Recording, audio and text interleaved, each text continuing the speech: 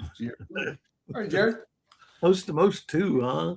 I'm good, man. It's a little bit of weather here on the East Coast that we're might have a flash of power here, but we're doing good. It's welcome to the Chasing Dirt show because it's the best show on YouTube right now. Really is. It's the number one rated show on chasing dirt in the world. That we can Yeah, safely say that. yeah, pretty much so. And we do have people all over the world watching. Mm-hmm. Yes, we do. Hopefully, I guess we had an Australian guy watching us. Good guy. He's trying to figure out things down there in Australia, and they do clean a lot down there, so it's Yeah. good. Scotland has some Scotland people. We got to talk to those folks again. That was interesting. They do very very rich. What do they call them? Holiday Yeah, stay. yeah. We've got some people in California. Got some people in Texas. Who told me this past weekend they watch us? Let's see, Ohio, North Carolina, Tennessee, Florida, Chicago. A couple I of love it. people there. Yeah, so that's good. We're only about 1.5 million away from actually making money on this thing. That's okay. Yeah, yeah. Like, share, all that good stuff. Send the word out. Let people know that a lot of good free stuff that comes out of these two brilliant minds of ours.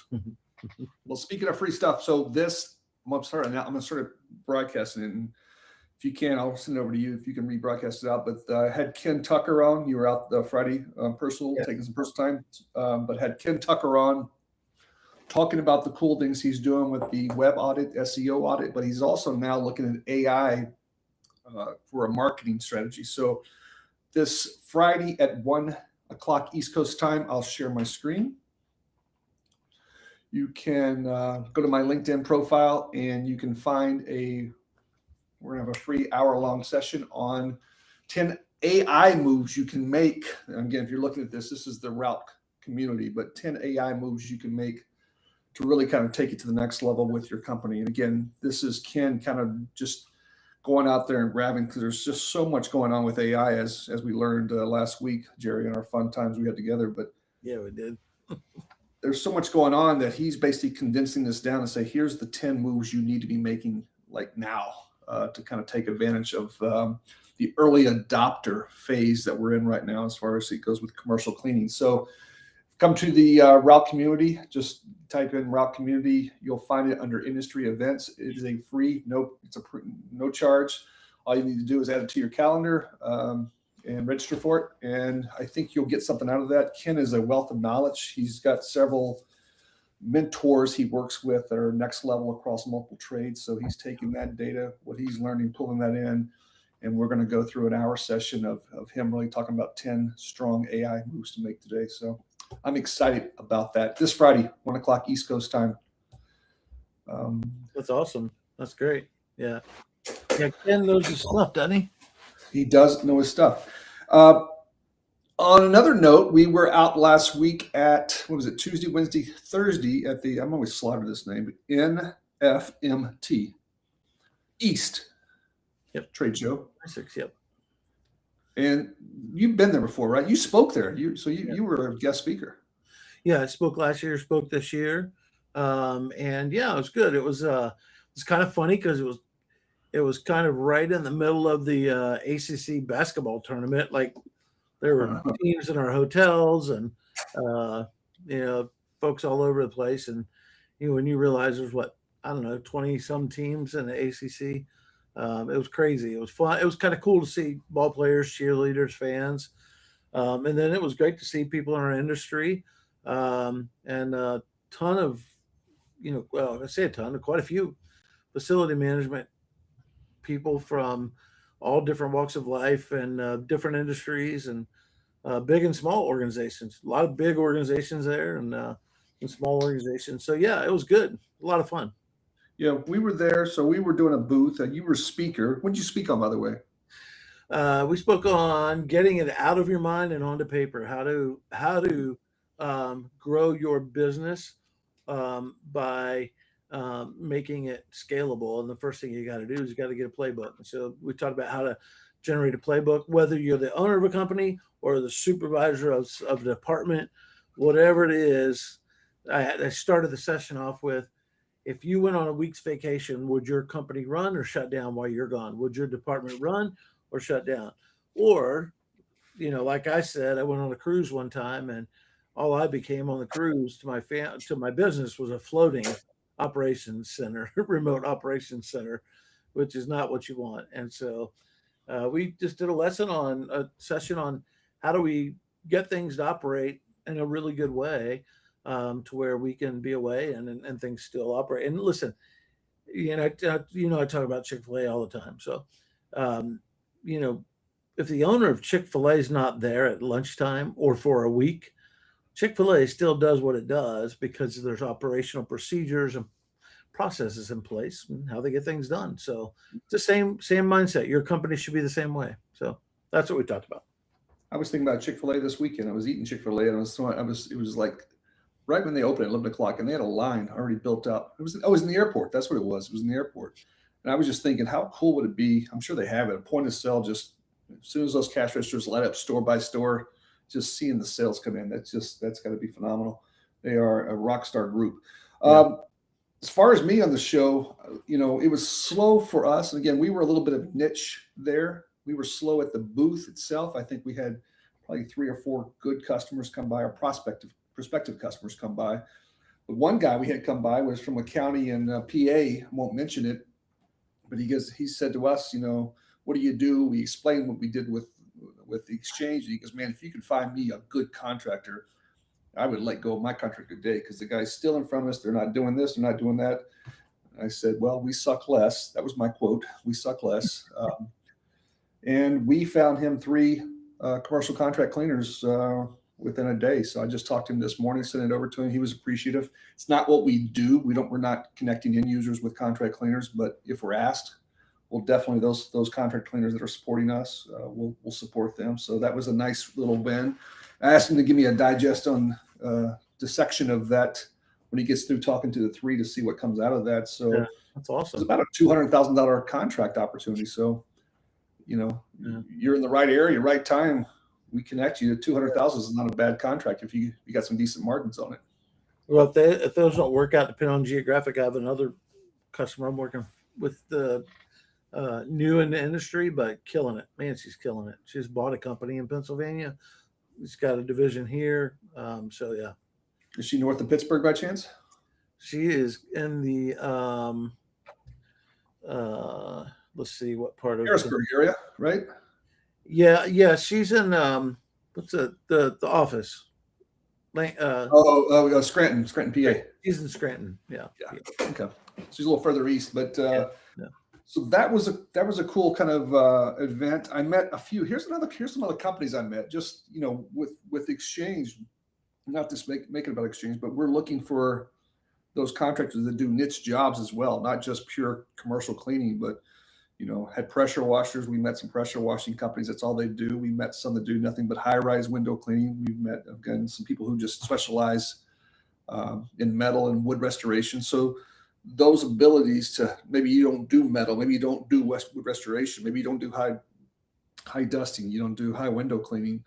Our ability to find those contractors and put them into the network, so that when you do get that question, you can say, yes, I do. Yeah. Post that opportunity in the Exchange. But one of the cool ones I found, I'll mention 2, and I'll mention some software, and I'll share my screen here. This was I didn't even know this company existed. Have you ever heard of a company called Kept? I've heard of them and I've seen their trucks before, but I'm not familiar with them. I've just heard of them. I don't know the size of them, but I think they're well over $100 million. Again, maybe I'm wrong on that. Again, they've got they had 60 something locations that we just put into the Exchange, but they do fleet washing. That's commercial cleaning. So how many accounts do you have that you're cleaning the corporate office, and they say we've got 100 vehicles, 200 vehicles, 500 vehicles. That's actually what I did in college. Actually, I cleaned UPS vehicles and made $50 a hood and $75. We washed and waxed the whole UPS truck. That was back in the day. But they do fleet wash. It's mobile washing station. They do the high-rise window cleaning as well. They do hood cleaning. So again, if you've got a restaurant, you're doing the restaurant cleaning, but you don't do the hood. That's a partnership you can do. They do solar panel cleaning. And then they kind of do some light duty handyman, maybe more than light duty, but handyman services. I think pressure washes was part of that. So a nice little addition that, we're bringing to the contract cleaners. There you go. Look at that. It's crazy. Graffiti spill removal, litter control. So I'm actually going to send them a lead on a litter control. I just got a project that came up today with another contractor, so I'll probably send them that with snow plowing. So anyway, that came up today. I don't know if you have any comments about KEP, but I've never heard of them before. Well, I've seen them in our area. I think they do. Like I've seen them do pressure washing, some other stuff, and I'm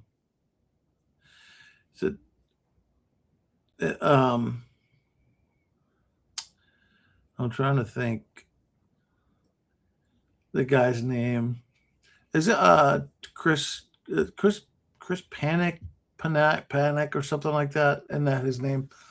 He's the COO, I think. I don't know. I didn't meet. I met one of the sales guys, so that's who I'm talking with and working with. But now they're loaded up in the system now, so those niche jobs, there'll be a vehicle there. The other one I thought was kind of cool. I really appreciate this one. Was a company called Veteran Service Brands. Have you seen this one? Yeah, I actually saw them at the show. Yeah. So they had a cool story. And again, we're not looking right now for pavement marketing or, commercial residential painting or athletic field, but the epoxy floors, we've had a few clients asking us if we could help with some special floor coatings. So I'm going to be talking to those folks about maybe doing epoxy. And again, this is not for residential. It's residential, but it's also commercial.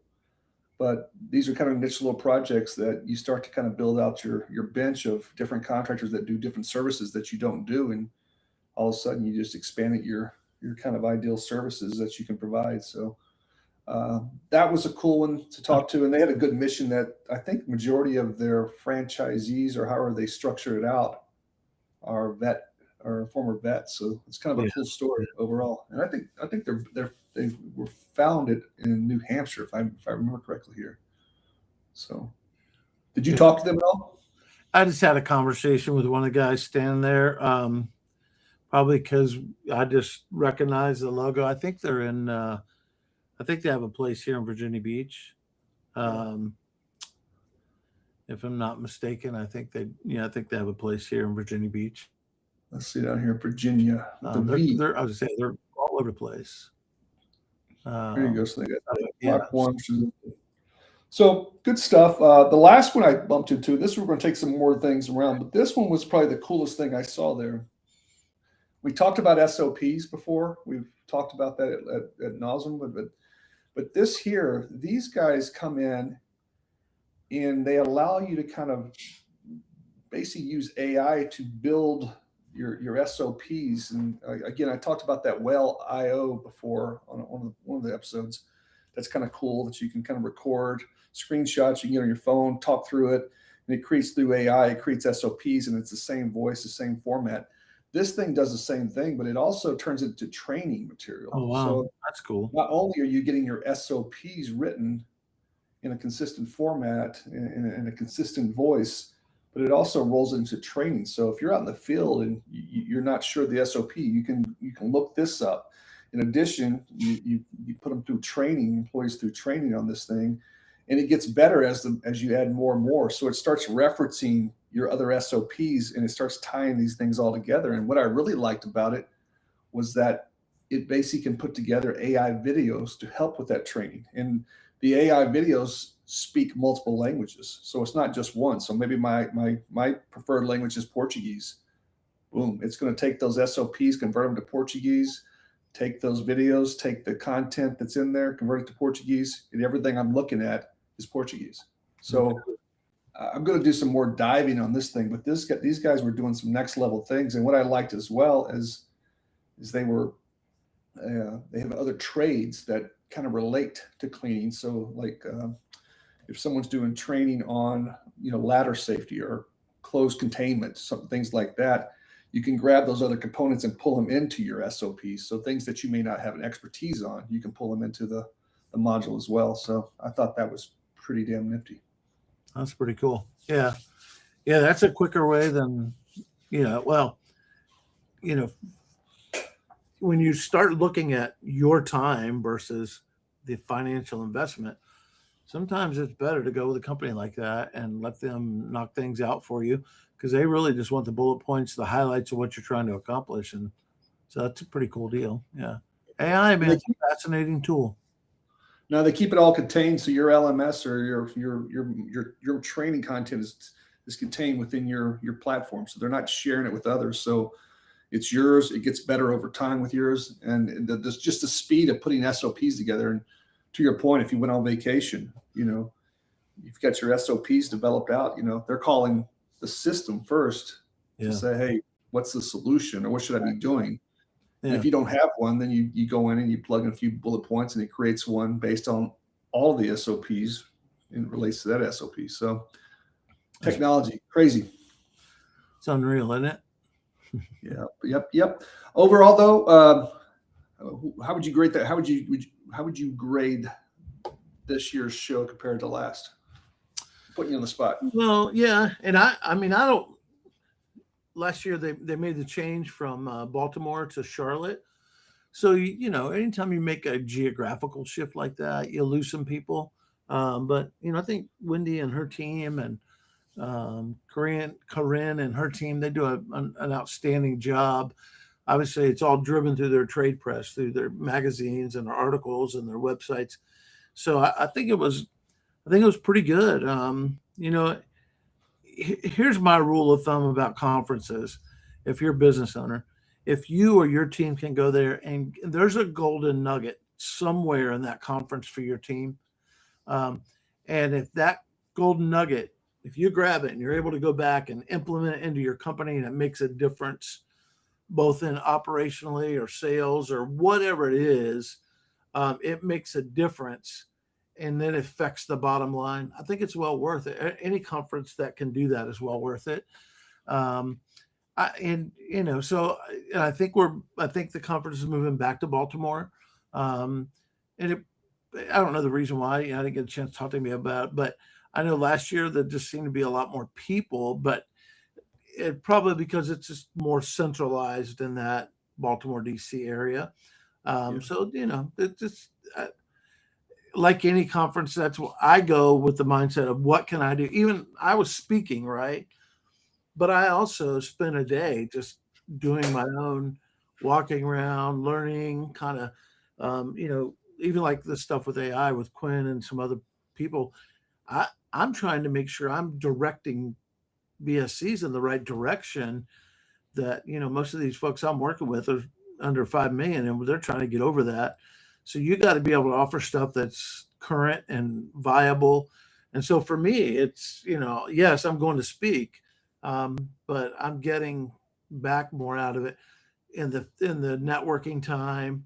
In the time that I'm researching and figuring out, okay, there's this stuff here that I need to be telling my customers about or guiding them to help them. And there's always, the benefit of getting to hang out with some of your peers. And, we enjoyed dinner together, me and you and a couple of folks from different BSCs, different organizations, and we had a blast. And those are always good indicators of, am I on track? Do I really have my finger on the pulse of what's going on in the industry? And Yeah. so I think any conference that you can get to, and these local regional conferences, I know this one's for the East Coast and they got one on the West Coast. Anytime you can get to something like that, I think it's a good thing to build on, what you're doing. Because, I think for me, the best thing I ever got out of the first two that I went to, first one was Orlando and then Las Vegas. I realized I just wasn't alone. I realized, okay, I'm not the only one that's having this kind of problem or these kind of problems. And there's solutions out there. I just need to get around the right people to find them. So, Yeah, that's well put. Well put. I think the first day was kind of slow for us. Then second day beefed up pretty nicely. And where I got the best benefit was actually unplugging myself from the booth and walking around, and that allowed me to kind of. I think I captured probably about 10 opportunities. So I'm well, interested to see. yeah. And the other thing, I mean, I know it's not really related to the show, but we had a reception at the NASCAR Hall of Fame. And I I watch NASCAR because I enjoy it. I'll watch the beginning and the end because I like the crashes and hear the storylines. I love how they set up storylines and all. But we went to the Hall of Fame, and I'll tell you, if you ever get a chance, it's fascinating the technology used in NASCAR today. But what was even more fascinating is you remember how they had the cars established up on a Yeah. mock track.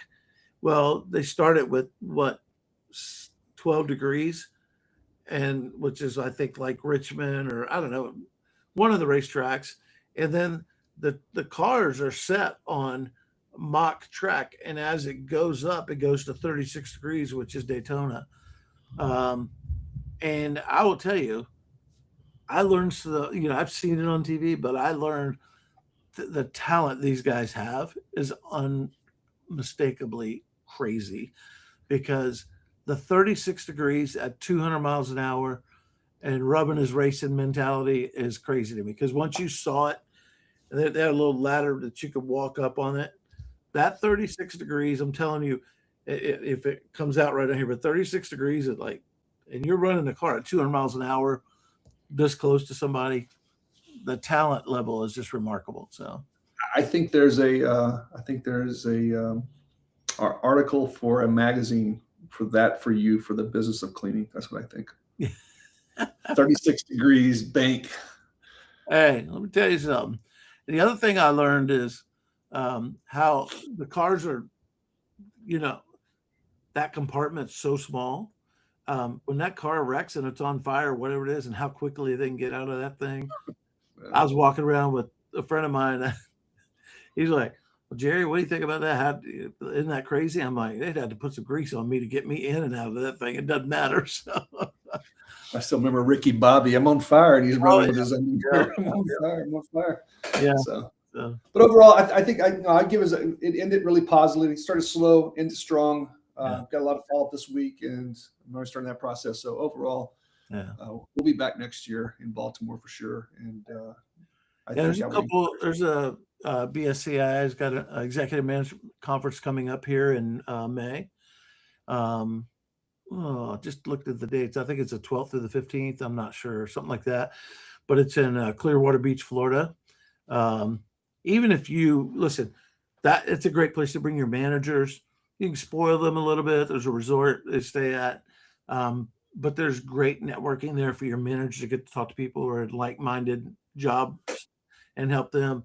But it also gives them a little bit of a break. I always use that just to give my people a break. Yes, go to the sessions, do stuff, but go to the beach. Let's get a nice dinner. That's a good thing too. So that's coming up here. Test your SOPs. Remember, that's how those trips are to test your SOPs. Exactly. Find out. Whatever breaks down, that's where you start your SOPs, right then and there. So. Yeah. When you go away like that and your phone rings and, just make a note. Okay, I got to fix this when I get back because this is broken. So. When I get a demo for that Quinn AI, I might invite you to that if you're okay with it. I think I would love to. I was seriously kind of like, I geek out on technology, but I was pretty like, wow, this is next level stuff. So we probably got some customers that could use that for sure. So absolutely. So all right, that's Monday, 4/24. We're on the dot. So good stuff, man. We're having so much fun. Have a good week. Talk to you Friday. All right.